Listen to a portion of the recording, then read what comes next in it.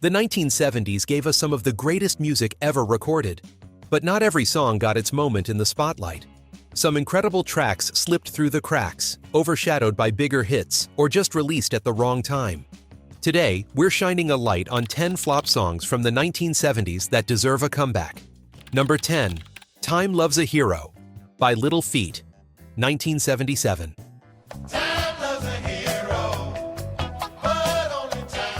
Little Feat released this title track from their sixth studio album in 1977, but it barely registered on the charts. The song showcased the band's signature blend of rock, funk, and New Orleans groove, with Lowell George's slide guitar work weaving through the rhythm section.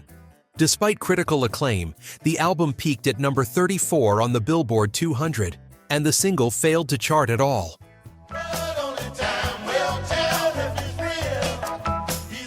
The track had everything going for it.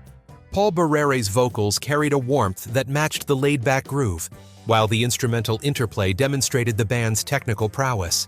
Little Feat had already earned respect in musician circles, but mainstream success remained elusive. The production was clean, the musicianship impeccable, yet radio stations largely passed it over in favor of more commercial sounds dominating the airwaves that year.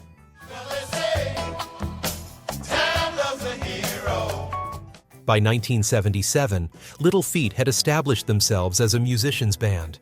Their intricate arrangements and genre-blending approach attracted other artists and serious music fans, but the general public remained largely unaware. The timing worked against them too. Disco dominated the charts, and even rock stations favored straightforward arena rock over the nuanced complexity Little Feat offered.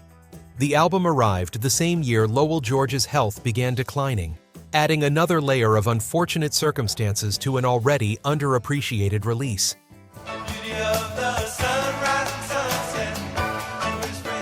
The song itself moved through several sections, each flowing naturally into the next.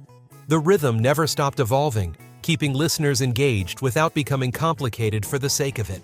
Bill Payne's keyboards added color throughout, complementing rather than competing with George's guitar.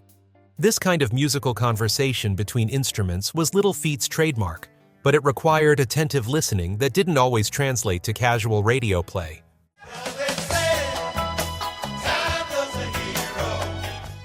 Number 9. Cruisin' by Smokey Robinson, 1979. Let the music take your mind. Oh, yeah.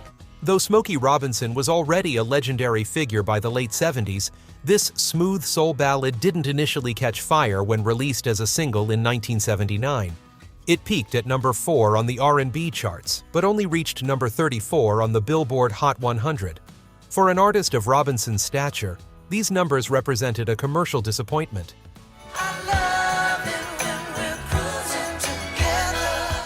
The song dripped with romance and sophistication.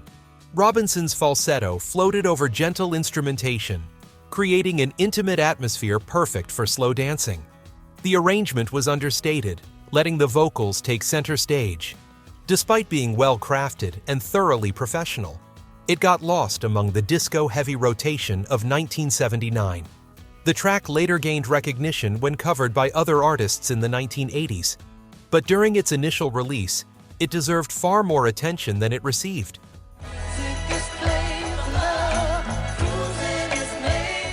Robinson had transitioned from his Motown days with the Miracles to a solo career, but finding his footing as a solo artist in the late 70s proved challenging.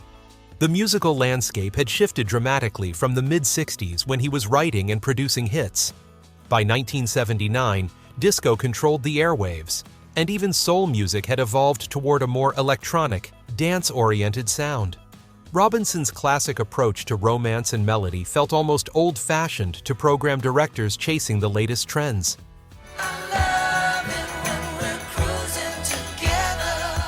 The instrumentation on the track was deliberately sparse, creating space for the vocal performance. Subtle guitar licks punctuated the verses, while strings swelled gently in the background. The bass line walked smoothly through the changes, never drawing attention to itself, but providing a solid foundation. Everything about the production served the song, rather than trying to compete with current trends. This timeless quality meant it aged beautifully. but it also meant radio largely ignored it when it was new.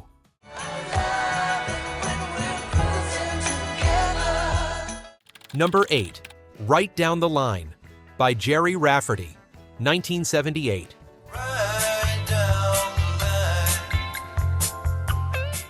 Jerry Rafferty had massive success with Baker Street in 1978, but this equally beautiful track from the same album, City to City, barely made a dent.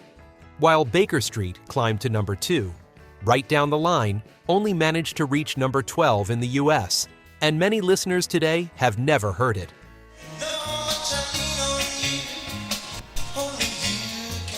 The song featured Rafferty's warm vocal delivery accompanied by smooth guitar work and a memorable saxophone part. It told a simple story of devotion and companionship with genuine emotion. The production values matched anything else on the radio, and the melody was instantly hummable. Yet it lived in the shadow of its more famous sibling track, rarely getting airplay outside of album rock stations. The craftsmanship displayed in this song equaled or surpassed many of the bigger hits from that year. Right down the line. Part of the problem was timing and marketing. Record labels typically pushed one major single from an album at a time, and Baker Street consumed all the promotional energy.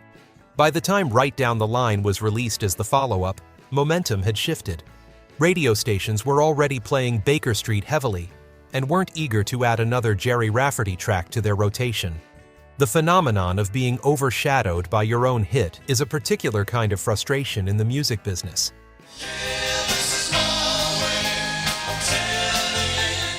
The song's message about standing by someone through difficult times resonated with anyone who had experienced a lasting relationship.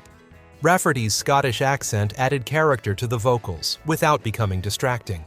The arrangement built gradually, adding layers as the song progressed, yet it never felt overproduced or cluttered. Each instrument had its place and purpose.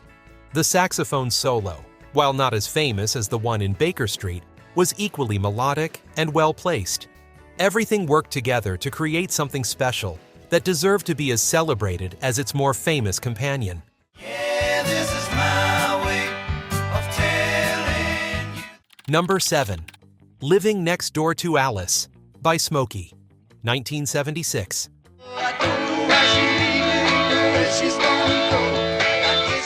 British band Smokey released this catchy pop rock track in 1976, and while it became a massive hit in Europe, American audiences largely ignored it.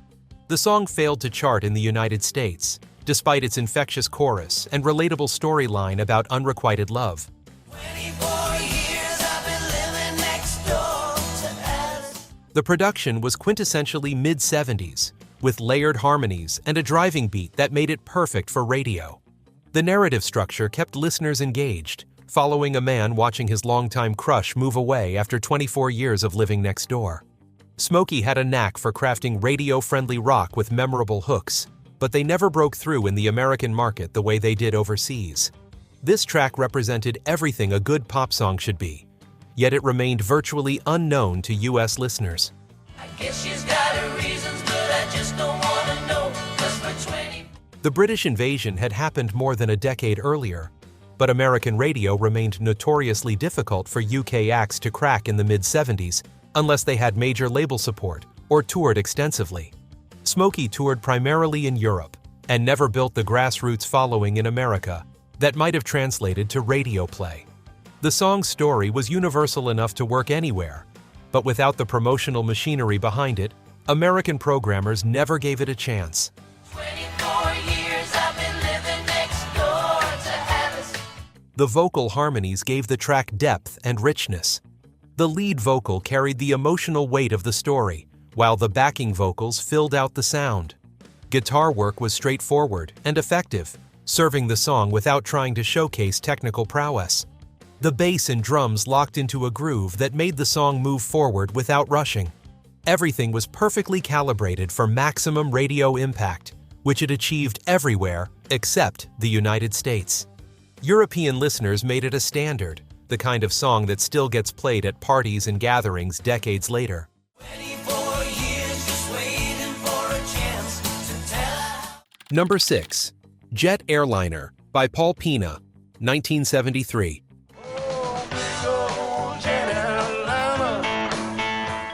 Wait, you might be thinking this was a hit, and you'd be partially right.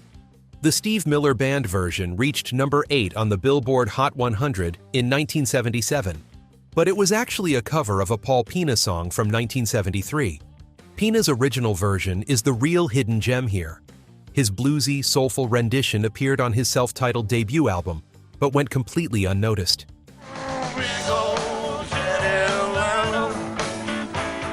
Pina's version carried a grittier edge than Miller's polished rock interpretation. His vocals had more emotional depth, and the arrangement felt more raw and authentic. The original captured the weariness of constant travel and the longing for home with greater intensity.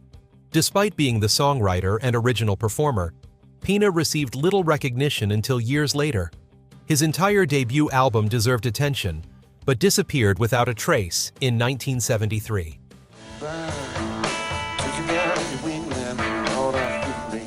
Paul Pina was a blind blues guitarist and singer from Massachusetts who possessed tremendous talent but faced obstacles in getting his music heard. His debut album on Capitol Records received minimal promotion and quickly vanished from record stores. The irony of Steve Miller having a major hit with Pina's song 4 years later, while Pina remained unknown, speaks to the arbitrary nature of music industry success. Miller reportedly heard the song on a jukebox and decided to record it, not realizing Pina was still actively trying to build a career.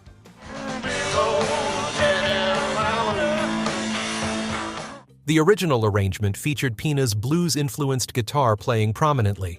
His vocal delivery had a worn, lived-in quality that came from genuine experience rather than affectation. The rhythm section kept things simple and solid, letting the song breathe. There was nothing slick or overproduced about it.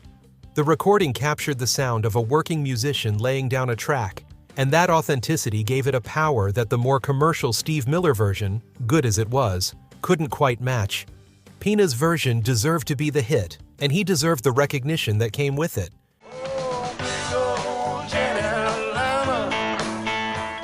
Number 5. Shannon by Henry Gross, 1976.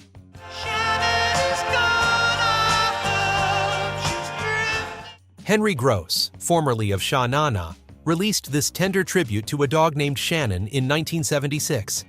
The song reached number 6 on the Billboard Hot 100, which might not sound like a flop. But for a track this well-crafted and emotionally resonant, it deserved to be number 1. It disappeared from collective memory far too quickly after its brief chart run.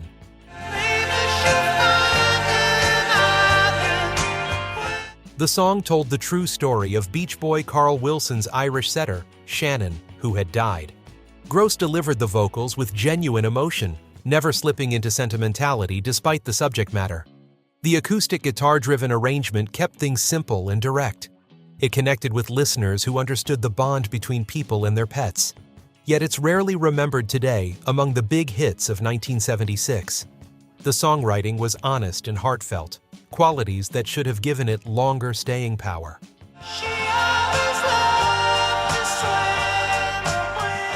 The song faced skepticism from some quarters who thought a tribute to a dog was too lightweight for serious consideration. This bias likely prevented it from getting the sustained airplay and critical attention it deserved. Songs about pets weren't taken seriously, in the same way songs about romantic relationships were, despite the fact that pet loss is a genuinely painful experience for millions of people. Gross tapped into something real and universal, but the subject matter may have worked against the song's longevity.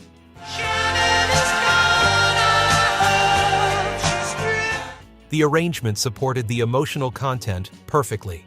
The acoustic guitar provided a gentle foundation, while electric guitar added color without overwhelming the vocal.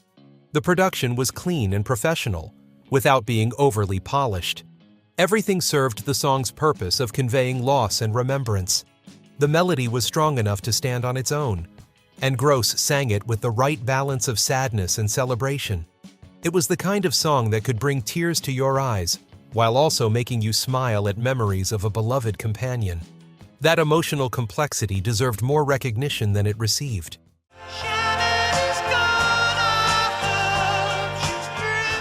Number 4. It Keeps You Runnin' by the Doobie Brothers, 1976.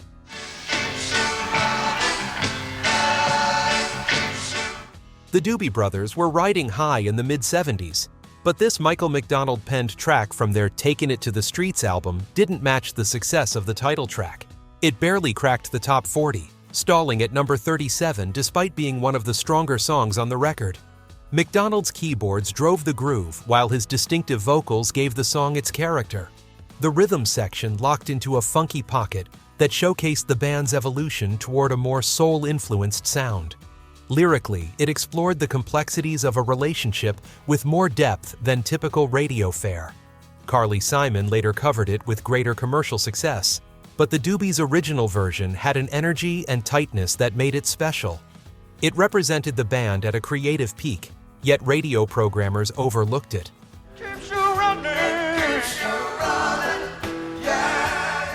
The song marked a transitional period for the Doobie Brothers. McDonald had recently joined as a full member, and his influence was pushing the band away from their earlier guitar-driven rock toward a more sophisticated R&B sound.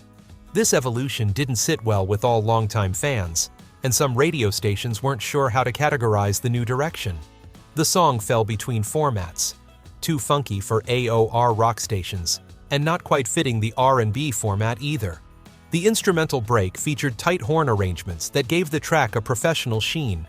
The guitar work, while less prominent than on earlier Doobie Brothers records, still added important texture. Patrick Simmons and Jeff Baxter contributed tasteful licks that complemented rather than dominated. The whole thing moved with an irresistible groove that should have made it impossible to ignore, but somehow it slipped through the cracks.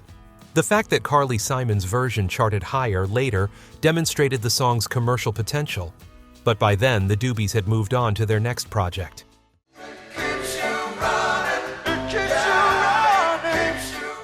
Number 3. Only You Know and I Know by Delaney and Bonnie, 1971.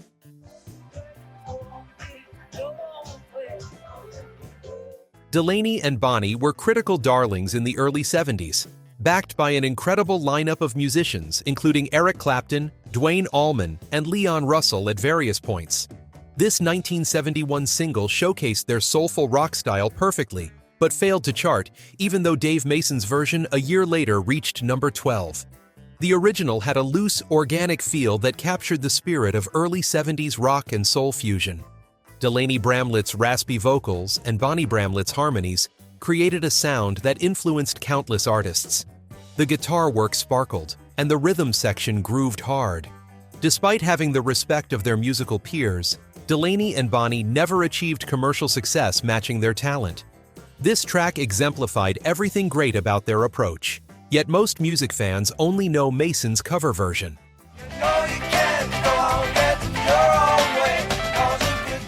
Delaney and Bonnie represented a particular moment in rock history when genre boundaries were fluid and musicians moved freely between rock, soul, country, and gospel. Their band served as a sort of finishing school for major rock musicians. But the duo themselves couldn't translate critical respect into record sales. They appeared on television, toured with major acts, and received glowing reviews, but their records simply didn't sell in significant numbers. The song itself had a relaxed, conversational quality. The arrangement never felt rushed or forced. Each instrument had space to breathe, and the interplay between musicians created a sense of spontaneity, even on a studio recording.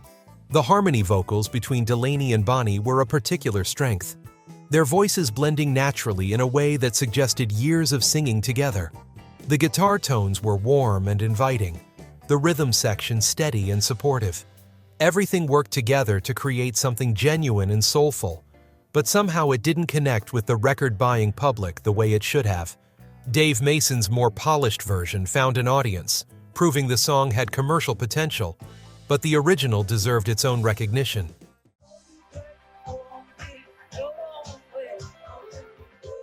Number 2. Got to Get You Into My Life by Blood, Sweat and Tears, 1970.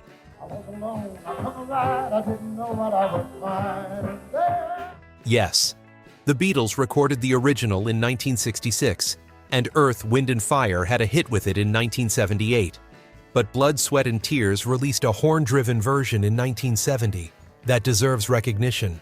Their interpretation appeared on their self-titled third album and featured the brass-heavy arrangement the band was famous for, yet it went nowhere commercially. The group's horn section transformed the song into a jazz rock workout that differed dramatically from the Beatles' psychedelic original. David Clayton Thomas's powerful vocals cut through the rich instrumental textures. The arrangement was ambitious and exciting, showing off the band's technical abilities and creative vision. Coming between the Beatles and Earth, Wind and Fire versions, it got squeezed out of the conversation entirely. But listening today, it stands as a legitimate reinvention of the song, not just a cover.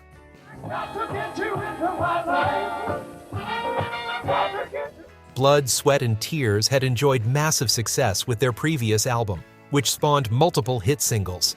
Their third album was expected to continue that momentum, but it underperformed commercially despite containing strong material. Internal tensions were beginning to affect the band, and their relationship with their record label was becoming strained. These behind-the-scenes issues may have impacted promotion and distribution. The horn arrangement on this track was incredibly intricate. Each section of the brass worked together to create layers of sound that built throughout the song. The rhythm section had to be incredibly tight to support all that brass work, and they delivered admirably. Clayton Thomas brought a rawness to the vocal that contrasted with Paul McCartney's original delivery. The guitar work added rock edge to what could have been purely a big band arrangement. The whole thing demonstrated the band's unique ability to merge jazz musicianship with rock energy. It deserved to be remembered as a definitive version of the song, but instead it became a footnote between two more famous recordings.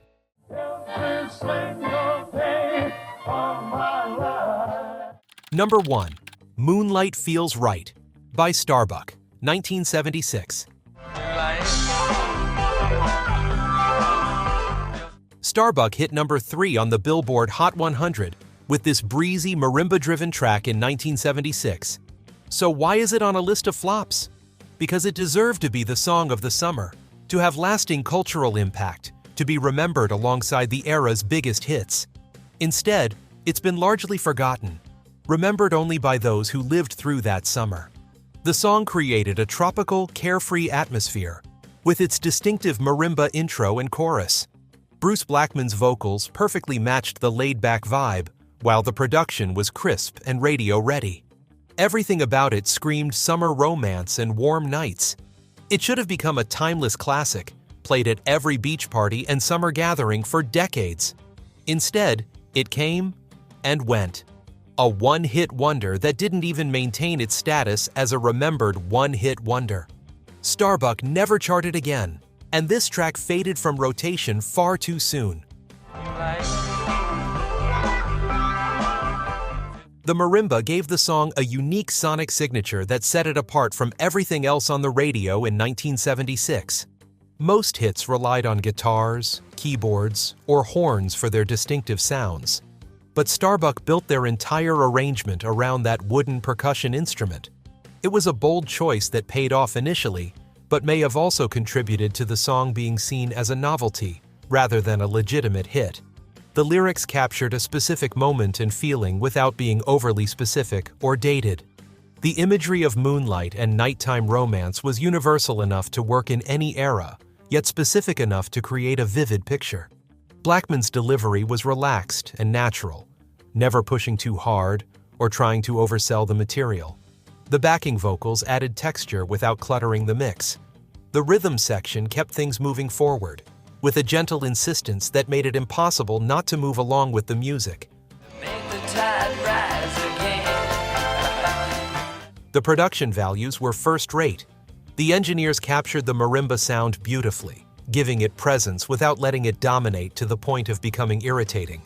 Each instrument sat in its own space in the mix, creating a balanced and professional sound. The recording quality matched anything coming out of major label studios at the time. Yet despite all these strengths, the song disappeared from cultural memory with surprising speed after its chart run ended in late 1976. These 10 songs prove that chart success doesn't always reflect quality. Each one brought something special to the table, whether it was exceptional musicianship, honest songwriting, or just a great melody. They got lost in the shuffle of an incredibly competitive musical decade, but they're all worth rediscovering. If you enjoyed this trip down memory lane, hit that like button and subscribe for more forgotten gems from music history. Which of these songs was new to you? Let us know in the comments below.